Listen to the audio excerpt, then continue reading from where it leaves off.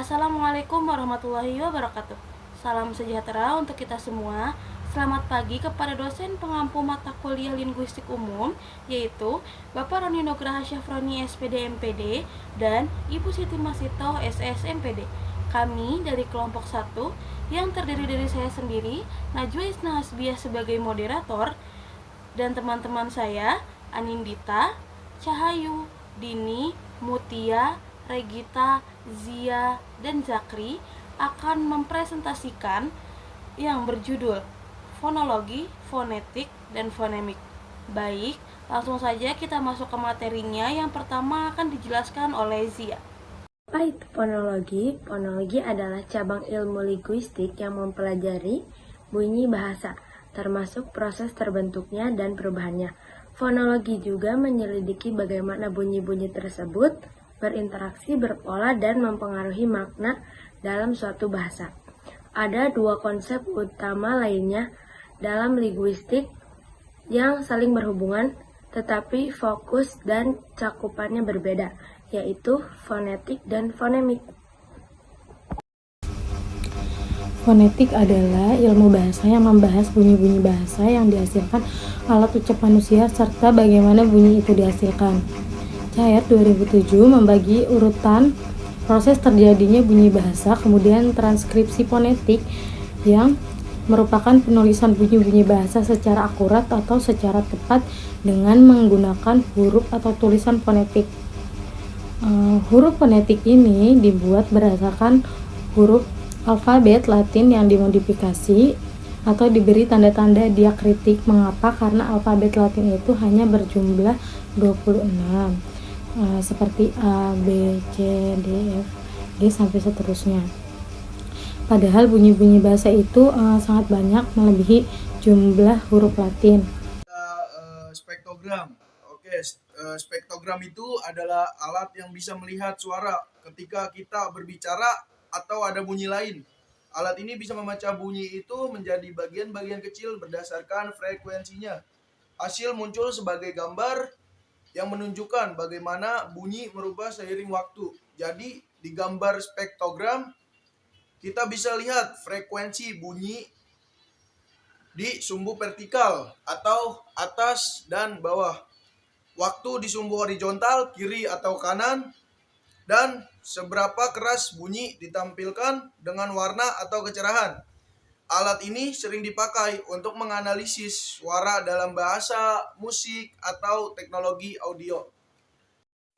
Selanjutnya saya akan menjelaskan mengenai jenis-jenis fonetik, yaitu yang pertama ada fonetik artikulasi, yang fokus utamanya adalah pada posisi dan gerakan organ bicara saat menghasilkan bunyi. Contoh artikulator aktif itu seperti organ yang bergerak saat menghasilkan bunyi, seperti lidah, bibir, dan rahang bawah. Kalau contoh artikulator pasif itu bagian yang tidak bergerak namun menjadi titik sentuh bagi artikulator aktif, seperti gigi atas atau langit-langit mulut. Yang kedua ada fonetik akustik. Fonetik akustik itu berfokus pada aspek fisik dari bunyi itu sendiri setelah dihasilkan, seperti frekuensi, amplitudo, dan panjang gelombang, yang biasanya dianalisis dengan bantuan teknologi seperti spektogram. Yang ketiga ada fonetik auditoris. Fonetik auditoris mempelajari bagaimana bunyi bahasa didengar dan dipersepsikan oleh telinga manusia. Dalam hal ini, beberapa hal yang dipelajari adalah persepsi pitch atau nada, persepsi loudness atau keras lembutnya bunyi, persepsi kualitas bunyi atau timbre. Jenis-jenis bunyi bahasa. Bunyi-bunyi bahasa yang dihasilkan oleh alat-alat ucap berdasarkan kriteria tertentu dapat dibedakan sebagai berikut. 1. Bunyi vokal, konsonan, dan semivokal. Bunyi-bunyi vokal, konsonan, dan semivokal dibedakan berdasarkan tempat dan cara artikulasinya. Vokal adalah bunyi bahasa yang dihasilkan dengan cara setelah arus udara keluar dari glotis atau celah pita suara. Lalu arus ujar hanya diganggu atau diubah oleh posisi lidah dan bentuk mulut. Misalnya bunyi I, bunyi A, dan bunyi U. Sedangkan bunyi konsonan terjadi setelah arus ujar melewati pita suara diteruskan dilepaskan ke rongga mulut dengan mendapat hambatan dari artikulator aktif dan artikulator pasif. Sedangkan bunyi semivokal adalah bunyi yang proses pembentukannya mula-mula secara vokal lalu diakhiri secara konsonan. Karena itu bunyi ini sering juga disebut bunyi hampiran atau aproksiman. Dua, bunyi oral dan bunyi nasal. Kedua bunyi ini dibedakan berdasarkan keluarnya arus ujar. Bila arus ujar keluar melalui rongga mulut maka disebut bunyi oral. Bila keluar melalui rongga hidung disebut bunyi nasal. Bunyi nasal yang ada hanyalah bunyi M yang merupakan nasal bilabial, bunyi N yang merupakan nasal lamino alveolar atau apicodental, bunyi N yang merupakan nasal lamino palatal, dan bunyi N yang merupakan nasal dorsopelar. 3. Bunyi bersuara dan bunyi tak bersuara. Kedua bunyi ini dibedakan berdasarkan ada tidaknya getaran ada pita suara sewaktu bunyi itu diproduksi. Bila pita suara turut bergetar pada proses pembunyian itu, maka disebut bunyi bersuara. 4. Bunyi keras dan bunyi lunak. Pembedaan kedua bunyi ini berdasarkan ada tidaknya ketegangan kekuatan arus udara ketika bunyi ini diartikulasikan. Sebuah bunyi disebut keras atau vortis apabila terjadi karena pernapasan yang kuat dan otot tegang. Bunyi T, K, dan S adalah vortis. 5. Bunyi panjang dan bunyi pendek. Pembedaan kedua bunyi ini didasarkan pada lama dan tidaknya bunyi itu diartikulasikan. Baik bunyi vokal maupun bunyi konsonan dapat dibagi atas bunyi panjang dan bunyi pendek. Kasus ini tidak ada dalam bahasa Indonesia, tetapi ada dalam bahasa Latin dan bahasa Arab. 6. Bunyi tunggal dan bunyi rangkap. Pembedaan ini berdasarkan pada hadirnya sebuah bunyi yang tidak sama sebagai satu kesatuan dalam sebuah silabel atau suku kata. Bunyi rangkap vokal disebut difton dan bunyi tunggal vokal disebut monoftong. Bunyi rangkap konsonan disebut klaster. Tempat artikulasi kedua konsonan dalam klaster berbeda. 7. Bunyi nyaring dan tak nyaring. Pembedaan kedua bunyi ini berdasarkan derajat kenyaringan atau sonoritas. Bunyi-bunyi itu yang ditentukan oleh besar kecilnya ruang resonansi pada waktu bunyi itu diujarkan. Bunyi vokal pada umumnya mempunyai sonoritas yang lebih tinggi daripada bunyi konsonan. 8. Bunyi egresif dan bunyi ingresif. Pembedaan kedua bunyi ini berdasarkan dari mana datangnya arus udara dalam membentukkan bunyi itu. Kalau arus udara datang dari dalam atau seperti dari paru-paru, maka bunyi tersebut disebut bunyi engresif. Bila datangnya dari luar disebut bunyi ingresif. 9. Bunyi segmental dan bunyi suprasegmental. Menyertai bunyi segmental itu seperti tekanan, nada, jeda, dan durasi atau pemanjang. Fonemik. Fonemik adalah kajian atau analisis bunyi bahasa yang didasarkan pada fungsinya sebagai pembeda makna. Fonemik merupakan bagian dari fonologi yang mempelajari bunyi ujaran. Fonemik memandang bunyi-bunyi bahasa sebagai bagian dari sistem bahasa. Objek kajian fonemik adalah fonem, yaitu bunyi bahasa yang berfungsi membedakan makna. Fonem merupakan konsep abstrak yang kehadirannya dalam ujaran diwakili oleh alofon. Alofon adalah variasi dari sebuah fonem yang sifatnya nyata, dapat didengar dan diamati secara empiris.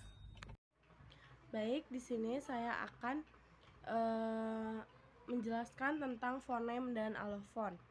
Fonem adalah satuan terkecil dari bunyi bahasa yang berfungsi membedakan makna kata.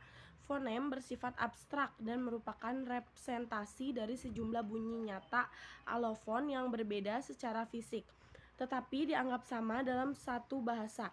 Misalnya dalam bahasa Indonesia, P dan B adalah fonem karena menggantinya dalam kata seperti paku dan baku akan mengubah makna kata tersebut. Sedangkan alofon adalah variasi bunyi dari satu fonem yang muncul dalam konteks berbeda tanpa mengubah makna kata. Alofon terjadi dalam distribusi komplementer di mana setiap alofon muncul di lingkungan tertentu. Misalnya dalam bahasa Indonesia, fonem I memiliki alofon I di silabel terbuka dan alofon I di silabel tertutup. Alofon berbeda secara fisik tetapi tetap merupakan realisasi dari fonem yang sama. Nah, contohnya dalam bahasa Indonesia itu fonem K memiliki dua alofon, yaitu K dan glotal yang bisa terjadi pada akhir kata, seperti kita dan tak, tetapi keduanya tetap dianggap satu fonem K karena tidak mengubah makna kata.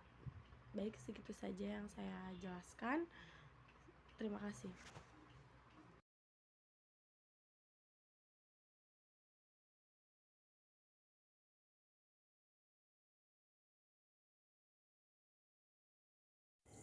Selanjutnya saya akan menjawab pertanyaan dari kelompok 2 yaitu Yara dengan NPM 148. Pertanyaannya, bagaimana fonetik bisa berkomunikasi baik dalam bahasa Inggris yang efektif? Jawabannya yaitu pertama dengan latihan pengucapan, dengan mempraktikkan pengucapan dengan mendengarkan dan menirukan penutur asli melalui video atau audio. Yang kedua, ada gunakan alat bantu. Manfaatkan aplikasi atau kamus-kamus fonetik yang menunjukkan cara pengucapan menggunakan simbol fonetik. Yang ketiga, ada fokus pada intonasi. Perhatikan pola intonasi dan penekanan dalam kalimat untuk menyampaikan makna yang tepat. Yang keempat, ada berlatih mendengarkan. Tingkatkan keterampilan mendengarkan dengan mendengarkan berbagai aksen dan dialek dari bahasa yang lain. Terima kasih. Saya izin menjawab dari pertanyaan dari Ila, mengapa jumlah fonem bisa berbeda antar satu bahasa dan lainnya? Yang satu, ada struktur bahasa. Setiap bahasa memiliki sistem bunyi yang unik. Beberapa bahasa mungkin memiliki lebih banyak konsonan atau vokal. Yang kedua, asimilasi dan disimilasi. Proses fonologi seperti asimilasi di mana bunyi berubah menjadi lebih mirip dan disimilasi di mana bunyi menjadi beberapa. Dapat mempengaruhi jumlah dan jenis fonem dalam suatu bahasa. Yang ketiga, ada pengaruh sejarah. Sejarah perkembangan suatu bahasa termasuk pengaruh bahasa lain melalui kontak atau konosial. Juga dapat mempengaruhi fonem yang ada. Kemudian perbedaan budaya dan kebutuhan komunikasi yang berbeda dapat menghasilkan perkembangan bunyi-bunyi yang spesifik. Misalnya beberapa bunyi mungkin penting dalam suatu budaya, tetapi tidak dalam yang lain. Terima kasih. Saya akan menjawab pertanyaan dari mahasiswa yang bernama Arla Ailani Andrian dengan NPM 241063108060 dari kelompok 4. Pertanyaannya itu latar belakang yang mempengaruhi terbentuknya jenis-jenis bahasa. Nah, jawabannya berikut adalah latar belakang yang mempengaruhi terbentuknya jenis-jenis bahasa. 1. Perbedaan sosial. Perbedaan status sosial, pekerjaan atau kelompok etnis dapat menyebabkan munculnya variasi bahasa.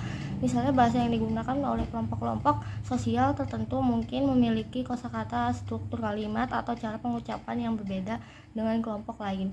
Yang kedua, pengaruh politik. Pengaruh politik dan kekuasaan seringkali memaksa bahasa-bahasa tertentu untuk dominan atau menekan bahasa lainnya. Sebagai contoh, penjajahan oleh negara tertentu seringkali mempengaruhi bahasa yang digunakan oleh penduduk asli di wilayah jajahan.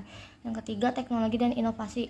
Kemajuan teknologi seringkali menciptakan kebutuhan untuk istilah-istilah baru yang dapat menghasilkan variasi dalam bahasa. Misalnya dalam bahasa modern, banyak istilah baru yang muncul terkait dengan teknologi informasi yang mempengaruhi bentuk dan penggunaan bahasa.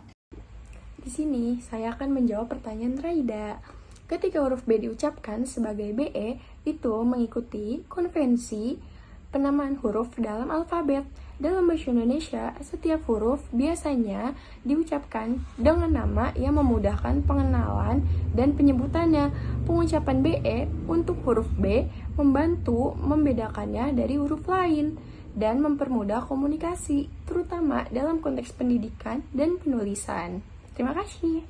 Menjawab pertanyaan dari Maheswari. Pertanyaannya, apakah fonetik ini ada hubungannya dengan majas? Jawabannya, fonetik dan majas merupakan dua konsep yang berbeda.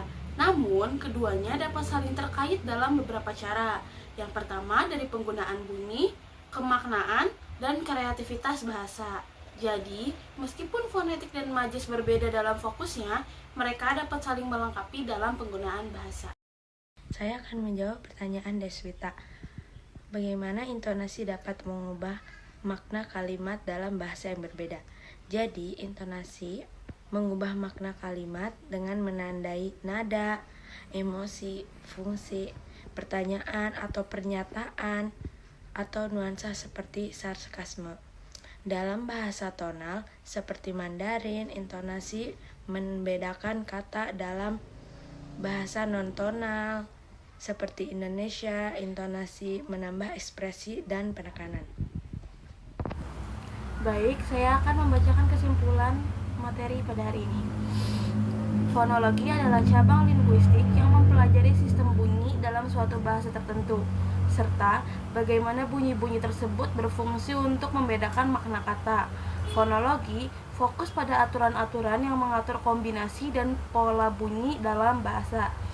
Fonetik adalah studi tentang produksi, transmisi, dan persepsi bunyi-bunyi bahasa secara fisik. Fonemik adalah bagian dari fonologi yang khusus membedakan fonem, yaitu unit terkecil dari bunyi yang dapat membedakan makna dalam suatu bahasa. Dalam fonemik, perhatian diberikan pada identifikasi dan fungsi fonem dalam sebuah sistem bahasa, bukan pada sifat fisik dari bunyi tersebut. Oke, baik. Presentasi kami telah selesai. Terima kasih atas perhatiannya. Mohon maaf bila ada salah kata, karena kami masih dalam proses belajar. Terima kasih perhatiannya. Wassalamualaikum warahmatullahi wabarakatuh.